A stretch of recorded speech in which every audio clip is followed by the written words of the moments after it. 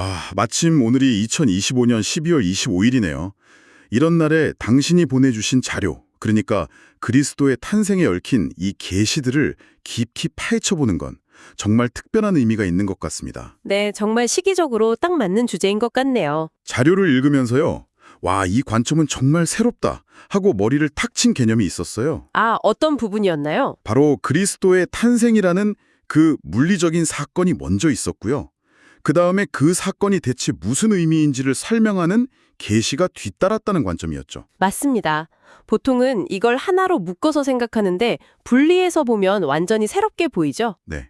그래서 오늘의 분석은 바로 그 계시의 내용에 현미경을 한번 되보는 그런 작업이 될 것 같습니다. 좋습니다. 사실 사건 자체는 아주 조용했잖아요. 로마 제국의 변방에서 한 아기가 태어난 것뿐이니까요. 하지만 그 사건에 부여된 의미, 즉 계시는 실로 거대합니다. 그렇죠. 그리고 자료는 이 계시를 이해하는 두 가지 큰 축을 제시하고 있어요.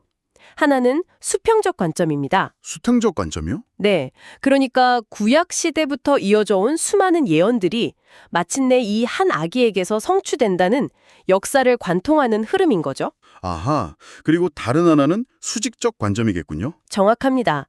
신적인 존재가 인간의 역사 속으로 직접 들어오는, 말 그대로 하늘에서 땅으로 내려오는 사건, 바로 성육신이라는 개념이죠. 와, 그러니까 이 수평적인 흐름이랑 수직적인 흐름이 교차하는 그 지점에 바로 그리스도의 탄생이 있는 거군요. 바로 그겁니다. 그리고 그 교차점에서 어떤 놀라운 의미들이 폭발하는지 자료가 정리한 8가지 특징을 따라가면서 한번 그 지적인 여정을 함께 떠나보시죠. 좋습니다. 그럼 그 계시의 세계로 한번 들어가 보죠. 자료를 보면서 가장 먼저 인상 깊었던 건 이 새로운 계시의 목소리였어요. 뭐랄까, 굉장히 낯익은 목소리더라고요. 낯익은 목소리라니 흥미로운 표현이네요. 예를 들어서 마리아의 찬가, 그 마그니피카트를 보면요. 마치 시편의 한 구절을 읽는 것 같거나 아니면 구약에 나오는 한나의 기도가 그대로 겹쳐 들리는 듯한 느낌을 받았어요. 아, 아주 정확한 지적이십니다. 첫 번째 특징이 바로 그거죠. 새로운 시대의 시작을 알리면서 완전히 새로운 언어를 창조하는 게 아니고요.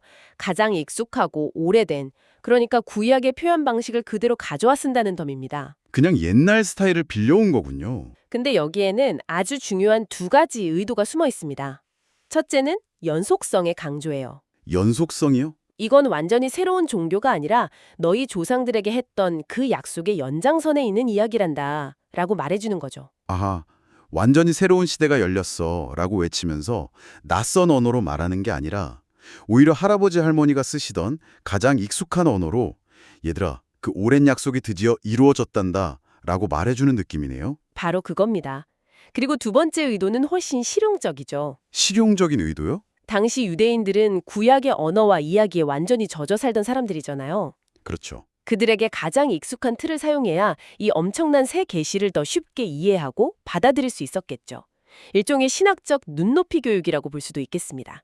와, 단순히 스타일만 빌려온 게 아니라 아예 구약 역사의 핵심 인물들을 직접 소환하기까지 하더군요.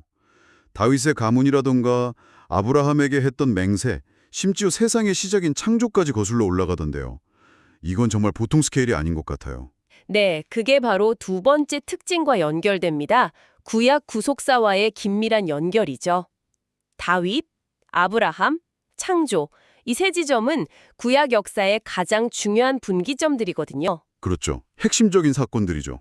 이 이름들을 호명함으로써 이 아기의 탄생이 어느 날 갑자기 일어난 돌발적인 사건이 아니라 창세부터 계획된 거대한 신적 드라마의 클라이맥스라는 걸 선언하는 겁니다. 흩어져 있던 역사의 모든 점들을 하나로 꿰어서 거대한 그림을 완성하는 거죠. 알겠습니다. 그러니까 이 계시는 철저히 과거에 뿌리 내리고 있다는 거군요. 그런데 자료를 읽다 보니 그렇게 과거를 강조하면서도 동시에 당시 유대 사회의 핵심 사상과는 정면으로 부딪히는 지점들이 보여서 정말 흥미로웠습니다. 아, 어떤 부분 말씀이시죠? 특히 구속적 성격과 율법주의의 부재라는 부분이었어요. 이 두 가지를 같이 묶어서 이야기해보면 좋을 것 같아요. 네, 아주 좋은 접근입니다. 그 두 가지는 사실상 동전의 양면과도 같거든요.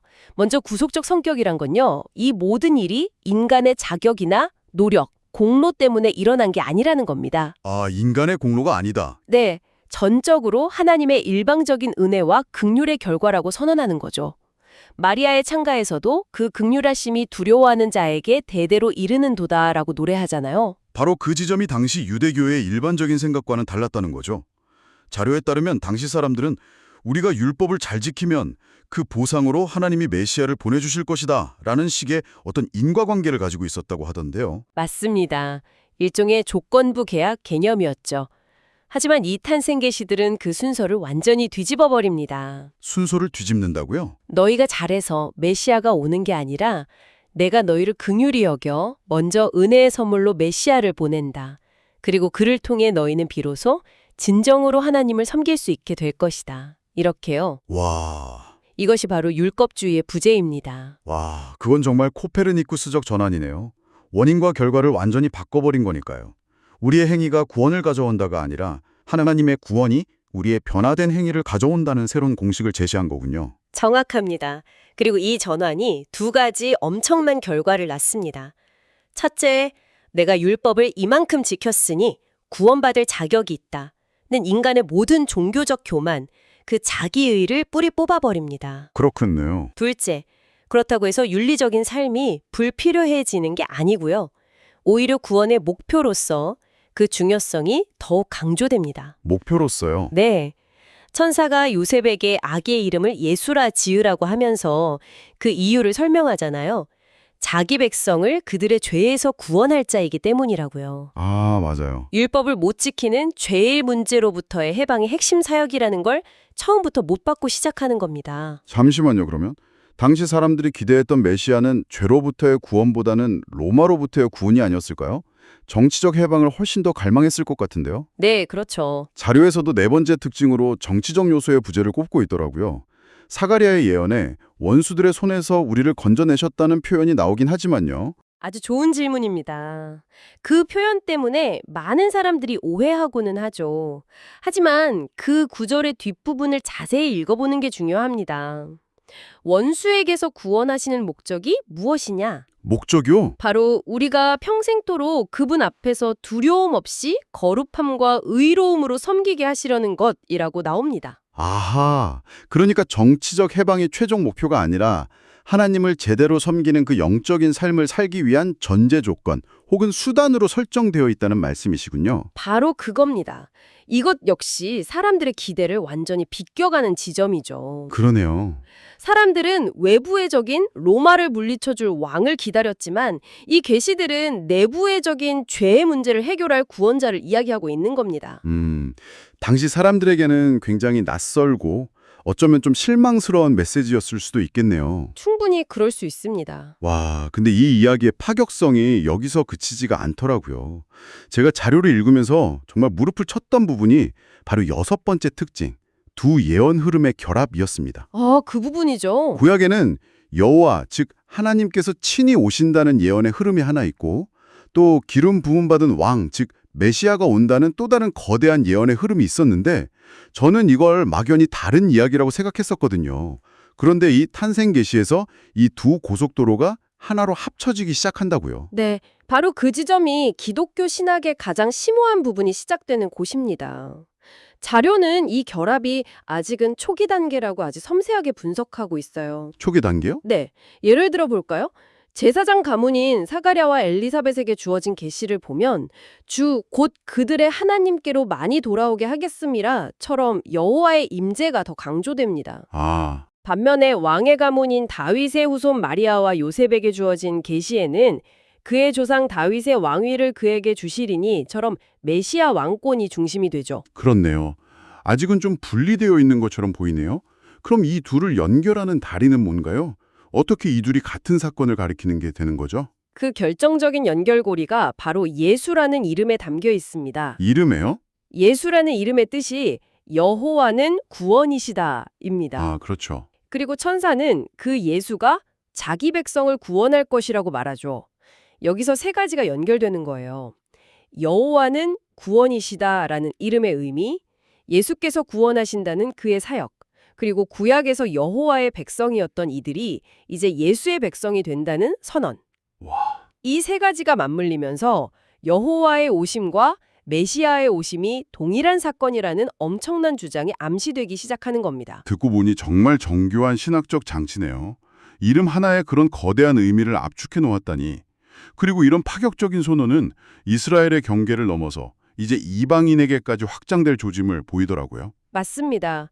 7번째 특징, 복음의 보편성에 대한 암시죠. 네. 성전에서 아기 예수를 안았던 시므온의 예언이 그 시작점입니다. 그는 아기를 이방을 비추는 빛이라고 부르죠. 네. 굉장히 긍정적인 표현이죠. 그런데 여기서 이야기가 아름답게 끝나지 않습니다. 바로 이어서 그가 이스라엘 중 많은 사람을 패하거나 흥하게 하며 비방을 받는 표적이 되기 위하여 세움을 받았다고 말하거든요. 이방의 빛이라는 긍정적인 말 바로 뒤에 이스라엘 내의 갈등이라는 어두운 예언이 붙는군요. 이건 단순히 이제 우리 이방인에게도 복음을 전하자는 식의 그런 선교 구호는 아니라는 뜻이겠네요. 훨씬 더 복잡하고 충격적인 의미를 담고 있습니다. 자료는 이 예언이 이스라엘의 불신앙과 배척이라는 그 비극적인 사건을 통해 오히려 이방인들에게 구원의 문이 열리게 될 것이라는 당시로서는 상상하기 힘든 역설을 암시한다고 분석합니다. 와, 시므온이 마리아에게 카린의 마음을 찌르듯 하리라고 한 예언도 바로 자기 아들이 자기 백성에게 버림받는 그 고통을 어머니가 겪게 될 것이라는 암시로 볼 수 있죠. 그렇군요. 이 논리는 훗날 사도 바울이 로마서에서 이스라엘의 넘어짐이 이방인의 구원이 되었다고 설명하는 그 신학으로 발전하게 됩니다. 정말 놀랍네요. 앞으로 일어날 모든 역사의 씨앗이 이 탄생 초기의 짧은 계시들 안에 다 심어져 있었던 셈이군요. 자, 이제 마지막 8번째 특징으로 가보겠습니다. 아마 가장 유명하고 또 가장 논쟁적인 부분일 텐데요. 네, 바로 인간 아버지 없이 이루어진 초자연적 탄생입니다. 이 사건이 왜 신학적으로 필요했는지 자료에서는 3가지 이유를 제시하더군요. 네. 첫 번째 이유는 아이의 무죄성을 위한 것이라는 설명입니다. 무죄성이요? 아담으로부터 이어지는 죄의 유전적 고리를 끊기 위해 성령의 특별한 개입으로 잉태되었다는 관점이죠. 천사가 마리아에게 나실 바 거룩한 이는 하나님의 아들이라 일컬어지리라고 말할 때 그 거룩하다를 윤리적인 죄 없음으로 해석하는 겁니다. 하지만 자료는 그게 유일한 이유는 아닐 거라고 덧붙이더라고요. 굳이 아버지를 배제하지 않더라도 성령의 능력이라면 죄의 전수를 막을 수 있었을 테니까요. 그렇죠. 그래서 2번째 이유가 더 중요하게 제시됩니다. 바로 그분의 신적인 기원과의 적절성 혹은 합당성의 문제입니다. 적절성, 합당성이요? 그건 무슨 뜻이죠? 네, 그러니까 이미 여러 의미에서 하나님의 아들이신 분의 탄생에 인간 아버지가 아닌 하나님 자신의 부성이 그 자리를 차지하는 것이 신학적으로 가장 아름답고 합당하다는 설명입니다. 누군가의 아들이 아니라 처음부터 하나님의 아들로 오셨다는 것을 보여주는 상징적인 사건이라는 거죠. 그렇군요. 마지막 3번째 관점은 그분의 사역 전체와 연결되는 것 같던데요. 맞습니다. 3번째는 그리스도의 위격과 사역 전체가 갖는 초자연성을 그 시작점에서부터 분명히 보여주기 위함이라는 겁니다. 시작부터 다르다는 걸 보여준다. 네, 그분의 존재 자체가 인간 역사의 자연스러운 산물이 아니라 하늘로부터 온 직접적인 개입의 결과라는 것을 상징적으로 나타내는 장치라는 거죠. 여기서 자료는 흥미로운 반론을 제기하고 답을 해요. 그렇다면 아예 어머니 마리아까지 배제해야 더 완벽한 초자연성이 아니었을까 하는 질문이죠. 정말 그렇네요.